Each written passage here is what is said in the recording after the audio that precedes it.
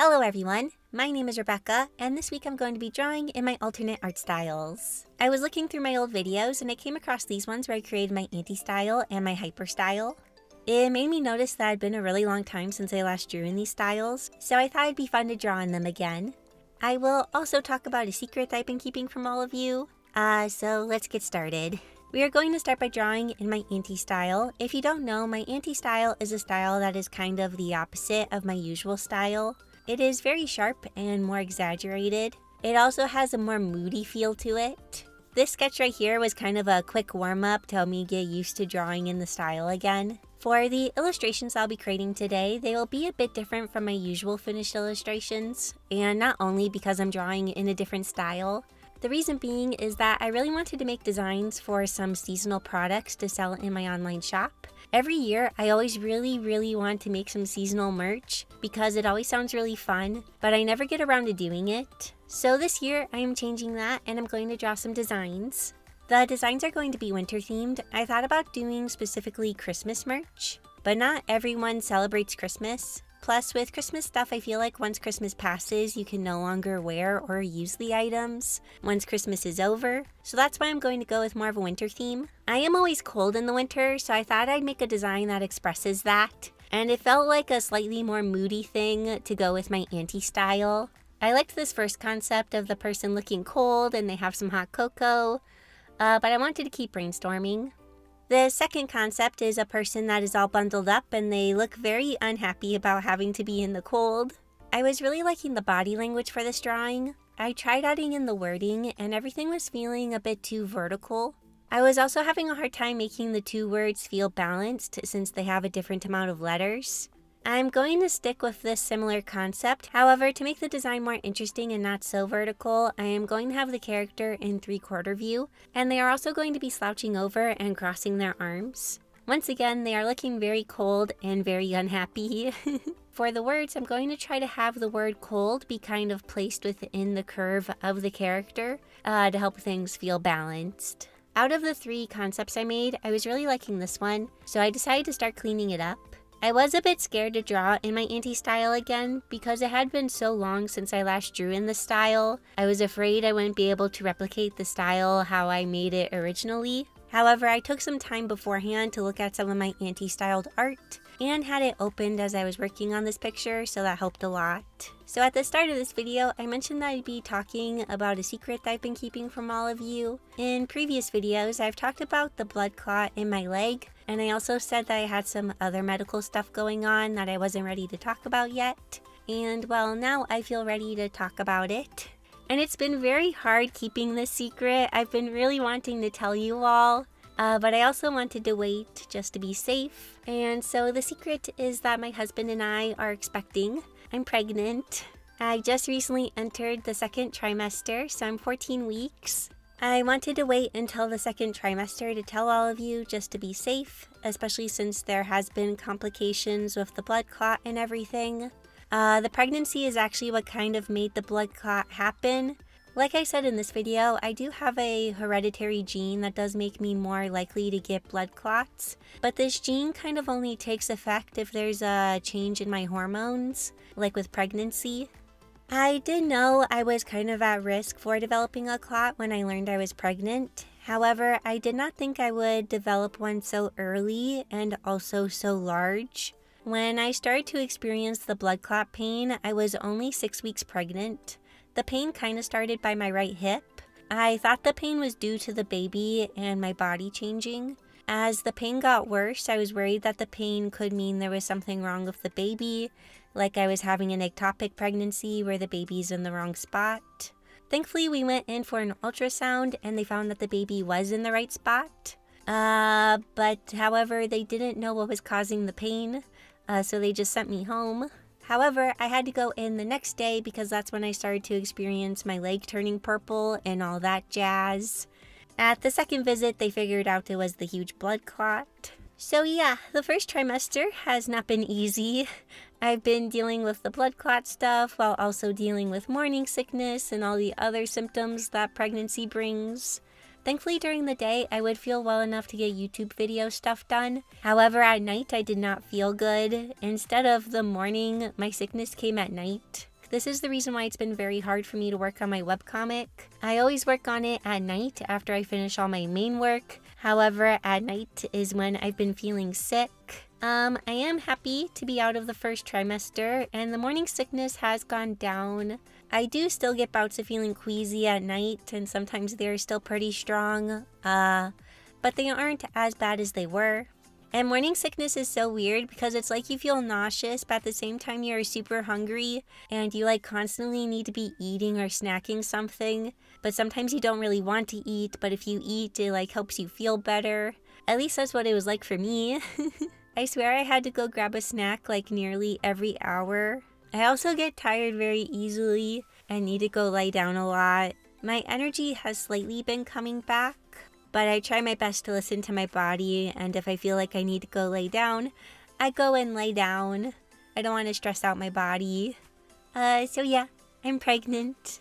We will probably return to this topic in a bit. For now, let's move back to the art. A lot of times for my anti-style, I keep my lines more sketchy and scribbly, but because this is a design for a shirt, I wanted to keep things a bit more on the clean side. Instead of making the line art sketchy and scribbly, I used my textured line art pen and tried to add a good amount of line variation to the line work to still give it that kind of dynamic feel.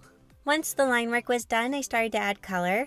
I was kind of trying to pick colors that felt moody. However, for some reason, I just wasn't liking how the art was looking with color. It wasn't giving off the feeling I was wanting for the design. So instead of filling in the character with color, I decided to fill it in with white. At this moment, I wasn't sure if I liked the white or not, so I allowed myself to sit with it for a little bit and started to add the lettering. I typed out the words with a basic font and then wrote over them to give the letters a more natural feel. And by doing this, they also match the texture of the line work for the character. I made a snowflake with one of the pattern brushes, but I did draw over it as well, once again to have the same texture. To help the snowflake be basically the same on all sides, I used a symmetrical ruler that is set to have 6 lines. I started to contemplate making the design colored again, so I fully colored in all of the areas. And yeah, I don't think I like it still. It just made the design feel more childish or cheesy. So I went back to the white, but I added in some shading to help add to the moody feel of the character, and I felt like this fit the look that I wanted. And the design was now done. I decided to put the design on a sweatshirt and a mug, and they are available on my shop right now. I haven't received my physical samples for the designs yet, but I know that I love how the sweater feels and the print quality because I ordered the same model of sweater for a custom design I made for my sister. If you are the sister that requested I make a custom sweater for you, stop watching this video. I'm going to show your Christmas present. So this is the model of sweater that all of my sweatshirts are going to be. It's a premium sweatshirt, so it's super soft and feels like a sturdy fabric. It's not itchy and thin like some sweatshirts are. I'm also super happy with the print quality. I always try to test my products before selling them because I want to make sure I'm selling good quality stuff to all of you. I do still need to get my samples for the mug. However, I have ordered mugs from my merch provider before, and I was always very happy with them, so I'm not too worried. If I end up not being happy with the quality for whatever reason, I will remove the products from my shop, but I don't really feel like that will happen. So yeah, this first design in my anti-style is done. Now let's make a design in my hyper style. My hyper style is basically if you took characteristics of my art and took them kind of to the extreme. So the shapes are very round, the eyes are super big and shiny, lots of colors, and overall the style is very cutesy. The first design was not enjoying the cold very much. However, this one is going to be loving the snow. It's going to feature my OC Doris, and I wanted to include the other characters from my webcomic. However, I thought it'd be cute if Doris made snowman versions of her friends. So Brayson, Chase, and Annabelle are all going to be little snowmen. I played around with the placement of the words and characters for a while, and I eventually decided on something like this. However, I will slightly tweak the placement of the snowmen as I draw the design. So some of you might possibly be thinking, Becca, in the Q&A you posted 3 months ago, you said that you and your husband weren't pursuing having a baby. And while that Q&A was recorded back in April, and since then my husband and I had some talks and decided that we are ready to start pursuing that option. However, when I found out I was pregnant, I wasn't expecting to find out I was pregnant that day. I had woken up and I was getting ready for a driving lesson, and as I was getting ready, I decided to take a pregnancy test real quick. It's not uncommon for me to take pregnancy tests. I would take them pretty often, and so I didn't really think anything of it when I took this one. I just set it on the bathroom counter and proceeded to get ready for my lesson.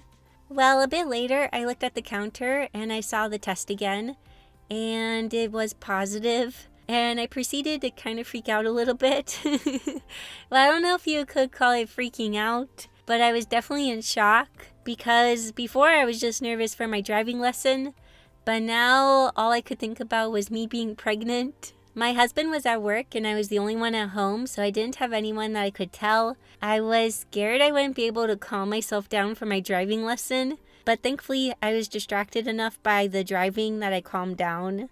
When I got home, I took like 2 more tests just to make sure, and yeah, they were also positive. I was both excited and nervous for my husband to come home. I wasn't sure how he was going to react. I figured he would have a good reaction, but some of the men in my life didn't always react the greatest when they would learn that their wife was pregnant. So those past experiences were making me a little bit nervous. When my husband got home, we did our usual catch up on how our days were. I tried to have him talk about his day first, since I knew my day was a bit more complicated. Once my husband finished talking about his day, he questioned me about mine, and I instantly start acting nervous and start fidgeting a lot. I was trying to get my words out, and my husband just looks at me with a bit of a perplexed look and says, "Are you pregnant?"